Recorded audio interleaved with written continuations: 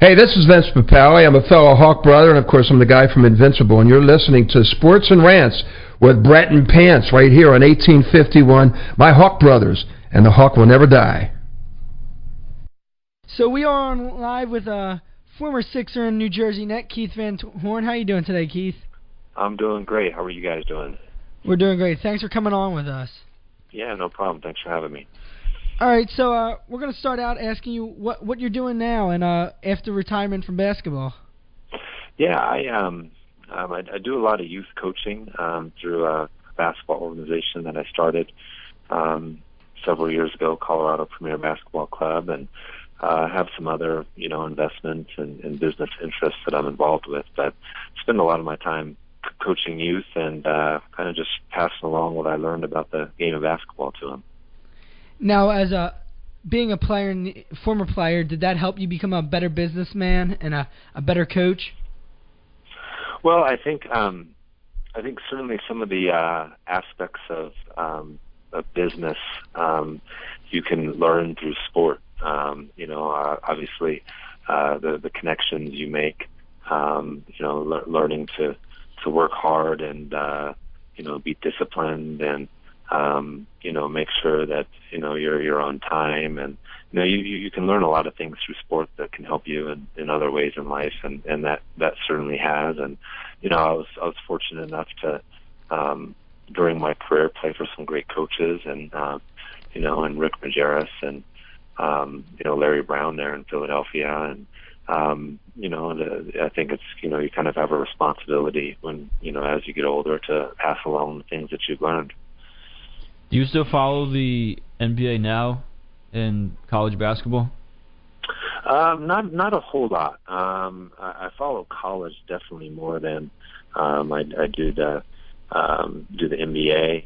I just enjoy watching the game a little bit more. Watching college now, how do you think it's changed since you played?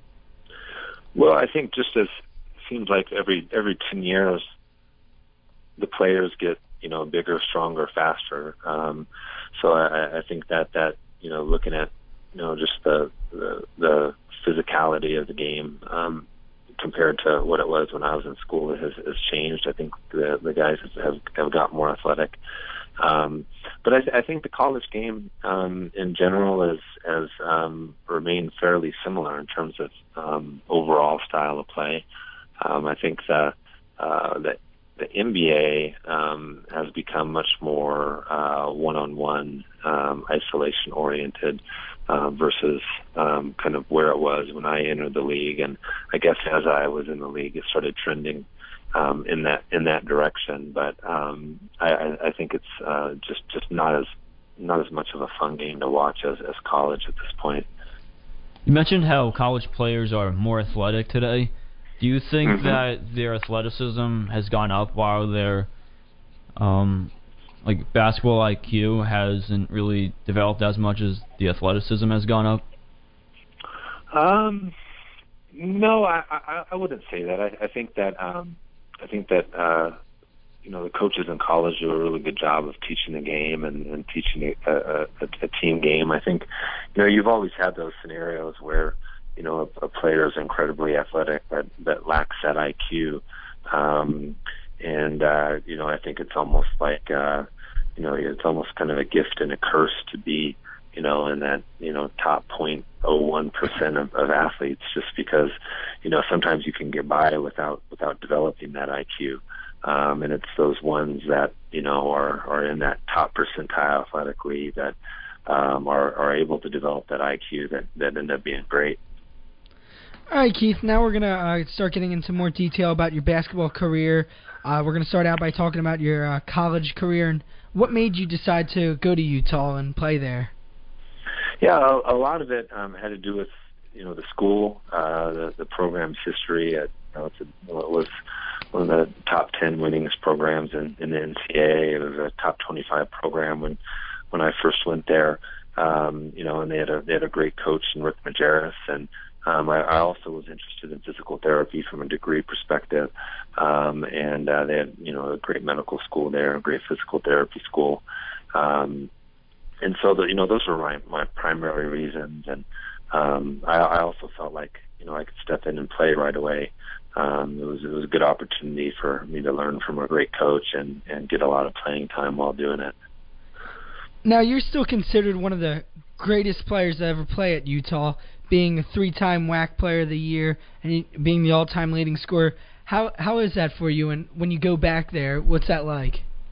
Yeah, I have a great relationship there with the university, with the fans. I'm on the National Advisory Board there, so I get to go back a few times a year and go to those meetings and catch a football or a basketball game. And the community there is just really unique in that the school is sits right above Salt Lake City, and there isn't a professional football team, only a professional basketball team, and so it's really a basketball town, and they really rally around the team and the university, and it's a really special college environment in that it's a pretty decent sized city, yet it feels like a smaller college town. You were speaking about Coach Majerus before. What effect did he have on your career, and how did he guide you into becoming the NBA player you were?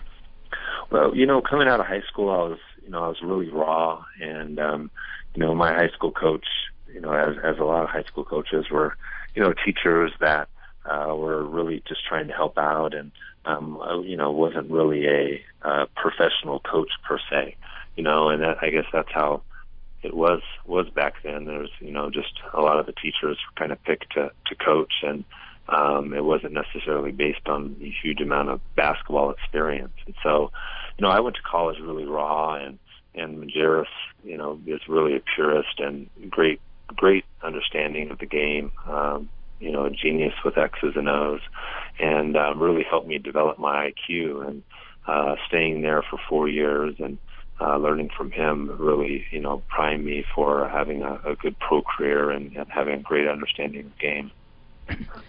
With you, like you just said, you were there for 4 years. How important is that, do you think, for a basketball player now that we're seeing guys leave after 1 year or 2 years?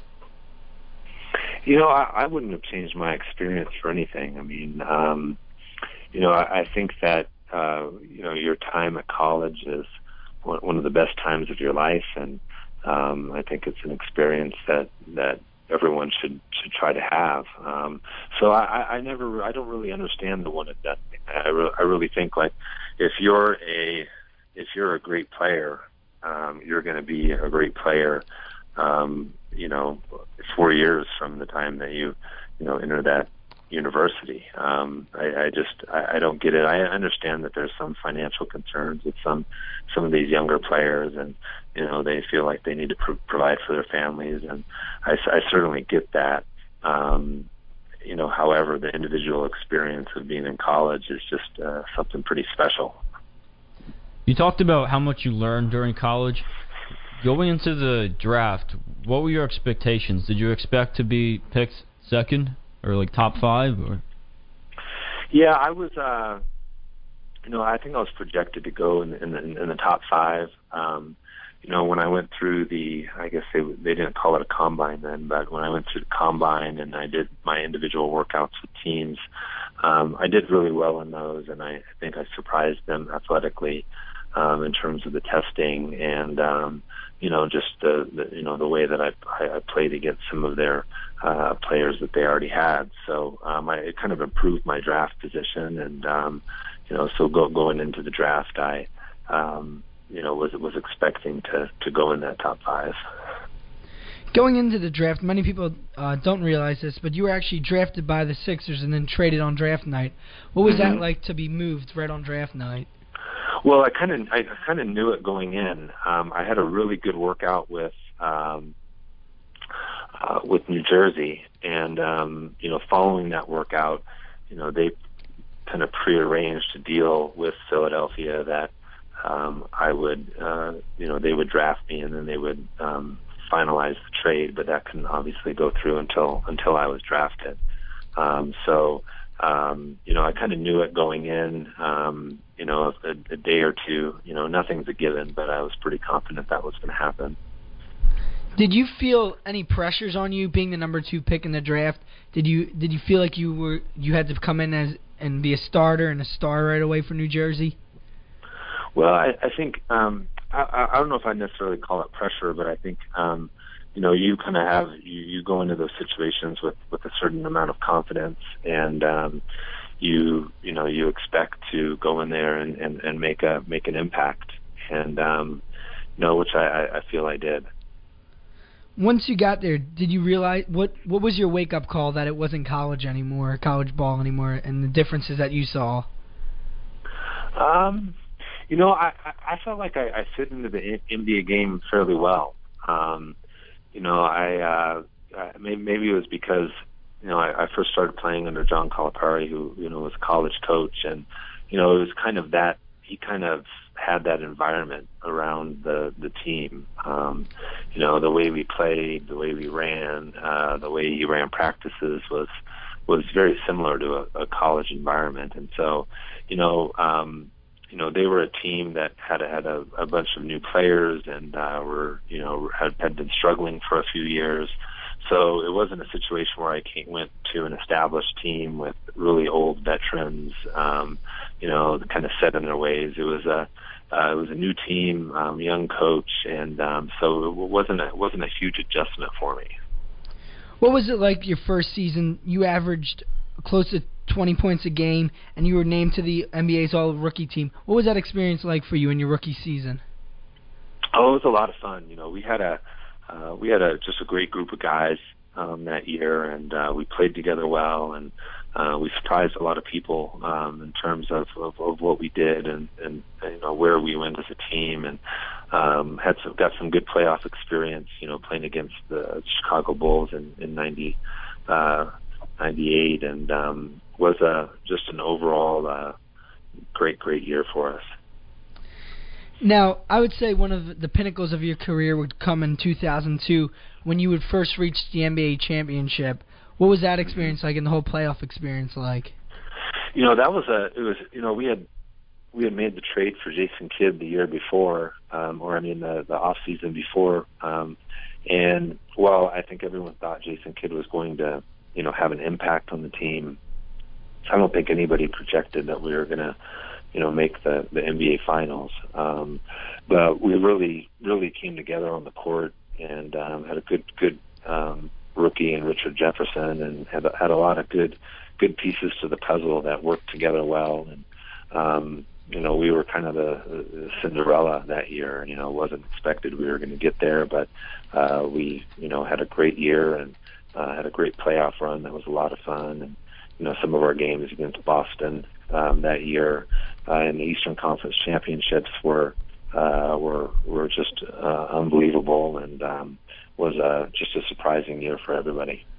The team really seemed to come together throughout the season. What do you think played the biggest role in that? Was it the team chemistry? Was it Kidd himself? Well, I think a lot of it had to do with just the unselfish nature in general of the team. We had really distributed scoring. Myself, Jason Kidd, Kenyon Martin, Kerry Kittles, we were all around 14, 15 points a game. And it was really difficult from an opposing team perspective to, guard us as a team, because we moved the ball well, we shared the ball well. It wasn't a situation where there was one player just consistently isolated on the wing, and we just kind of flourished in that environment. We had an assistant coach, Eddie Jordan, who kind of implemented an offensive system for us that just worked with our personnel. Going into that NBA Finals, what did you feel going up against Kobe and Shaq? Did you guys feel comfortable in the locker room? Did you feel like you guys had a good chance to win it? Well, I think you always go in thinking you have a chance to win it. If you don't, then you shouldn't get out there on the court. So I feel like looking back, we definitely believed that we could. Obviously hindsight's 20/20. Now you look at it and say, man, we were really overmatched. That Laker team was an unbelievable team, and we had really no one to stop Shaquille O'Neal, and Kobe obviously was just an unbelievably difficult matchup too. The two of them, although they had their off the court battles when they were on the court. They were, a tandem that probably goes up right there with the best in NBA history. As a big guy yourself, what was the difficulty defending Shaq and for the game plan against Shaq? He's one of the best of all time. So what was that like? He his size is just something that you can't really describe. I mean, he's just so much bigger than everybody, wider, stronger, and I didn't see anybody ever that I played against in the NBA that could match up with him in his prime. And to top it off, he moved really well, and he was a very underrated passer. I mean, he had a great feel for passing the ball and playing out of that post position and finding open teammates. Just an unbelievable player. What was the experience like playing with another? You played with Jason Kidd. How was his experience coming into the finals? How did that affect you guys? For all of us, Jason included, that was our first NBA finals. It was Jason's first NBA finals, and he finally ended up winning one with Dallas in 2010. But so it was all new for us, and so even players that had were old, experienced NBA veterans, they hadn't been there, and so it was a new fun experience for all of us. The following season, you'd be traded to Philadelphia, the team that drafted you. What was that like for you? Did you want to prove anything to them, or? Well, I think going into Philadelphia, I certainly had something to prove to them, and they obviously with the draft night trade, and playing with who was the leading scorer in the NBA at the time, Allen Iverson.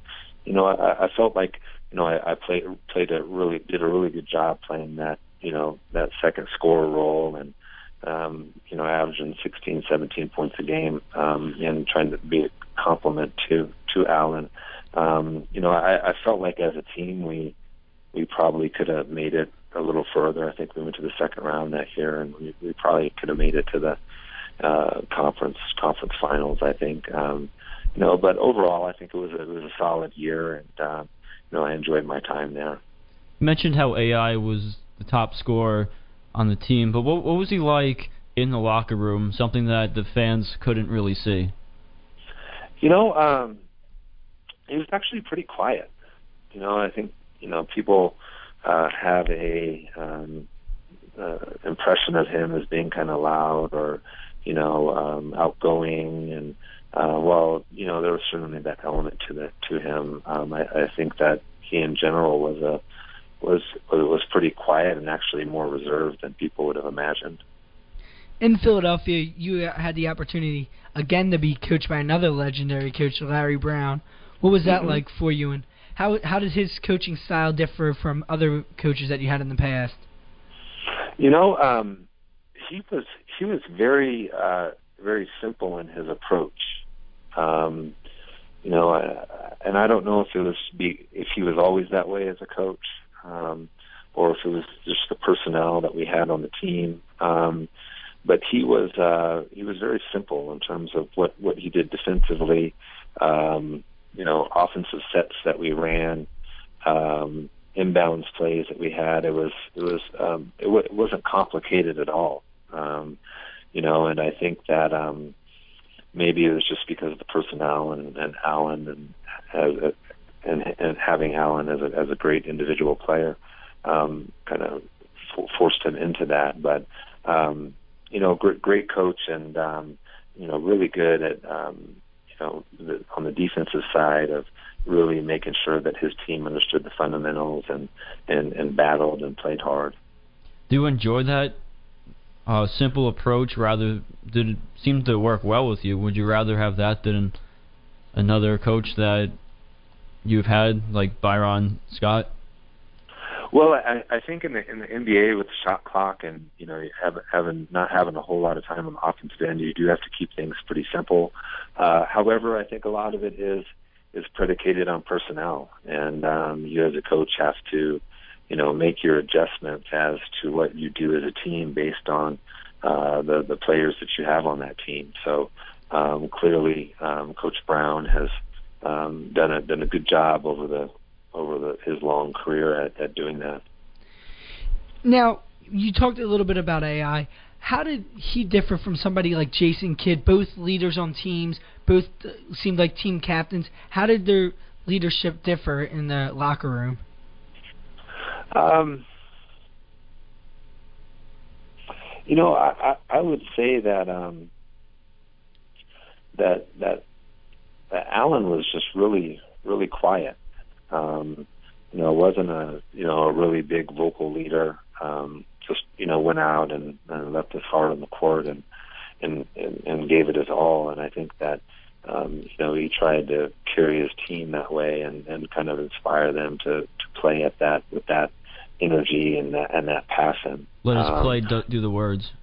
What's that? Let his play do the speaking for him. Exactly. Whereas I think Jason was more of a true point guard and tried to be a floor leader through that position. Now, why do you think you weren't able to go further with the Sixers that year and not make it to the finals? I think a lot of it comes down to matchups, and I think we played Detroit that year in the second round, and they were a tough matchup for us all year long. For whatever reason, we could not get over the hump with them, and sometimes that happens in the NBA. You just even against some really good teams, there's some lower level teams that they just struggle with matchups, and they're difficult to beat. I think you saw that in 2007 with Dallas and Golden State. When Golden State beat Dallas in that first round, Golden State was just that team that Dallas really struggled with all year long. I think it was just one of those situations. It was a tough matchup. Now, you'd play for a few more years with a couple other teams, and then you'd move on to your final season with the Mavericks. What was that like? And once again, you'd play in the finals. What was that like? Yeah, Dallas, Mark Cuban does a great job running that organization. Unbelievably well run, and great people in that organization, and they really try to do it right. And we're definitely deserving of that championship in 2010. I was really happy for Dirk and Jason Terry, who are also on that team that I played in the finals with in 2006. I really thought we were going to win that series. We were up 2-0, and I think we were up 14 points with several minutes left against Miami in Game 3. And, we got some home court Miami calls that didn't go our way. Some of them were really phantom. They were some unbelievable calls that I don't know if I've ever seen in the NBA during my career. And then the momentum just shifted, and we did not respond well, and we just could not get our rhythm back. And Dwayne Wade just went on fire, and we really struggled to guard him from our perimeter positions. He had to end up having a great end of that series. Even though that championship was only a few years after yours with the Nets, how did Shaq's play differ from those two when he was with the Lakers and when he was with the Heat? And was he still that dominant force going into that series? No, he had definitely slowed down, but he was still enough of a threat that he had a huge impact on the series, he had a solid series, and he became a little bit more of a distributor in that series versus a dominant scorer. But just by virtue of his talent and his size, you had to respect that aspect of his game, and you had to really still pay a lot of attention to him. Because he's just so big that he sucks so many people down, and he opens it up for his teammates, and was still a huge factor in that series. You played on a total of 5 different teams throughout your career. Is there one city that you enjoyed playing in the most? You know, I really enjoyed Dallas.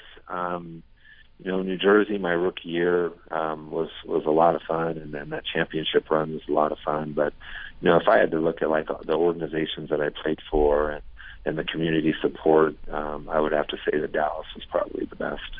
Because you played in several different teams, or with several different teams, do you think that hurt your career at all? Yeah, I think you know you kind of get to a point in your career where it becomes difficult integrating, you know, into teams that you're traded to with that have established players. You know, it's you know, they kind of have their ways, they have their scores, and it gets difficult integrating in that. In Dallas, not quite so much, because you know they were very clear with my role. I was going to, you know, play, you know, 20, 25 minutes a game. I was going to back up Dirk and also play some 3 and some 5. And, you know, I knew my role, and they were very clear with it. Whereas that wasn't necessarily the same with other organizations. I think the most difficult thing for me from the movement standpoint was just the impact that it had on my kids and my family, which was kind of one of the primary drivers of me, you know, stopping my career a little early.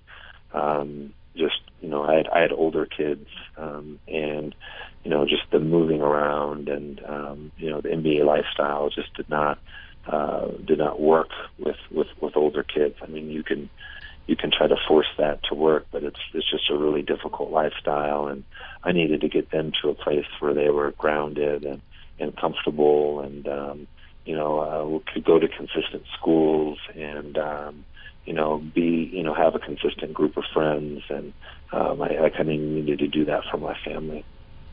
Yeah, what is that impact like on your family, moving around, playing for different teams, constantly being away? What's that like for your family, especially with your kids?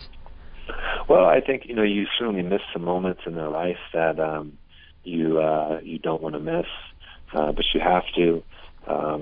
And I think when kids are young and they're not in school, it's not that big of a deal, because they're pretty flexible, and you know, you don't have to worry about you know, uprooting them, and you know, consistently putting them with new friends and in a new environment. But you know, once they get into middle school, high school, you know, you don't want to be uprooting your family.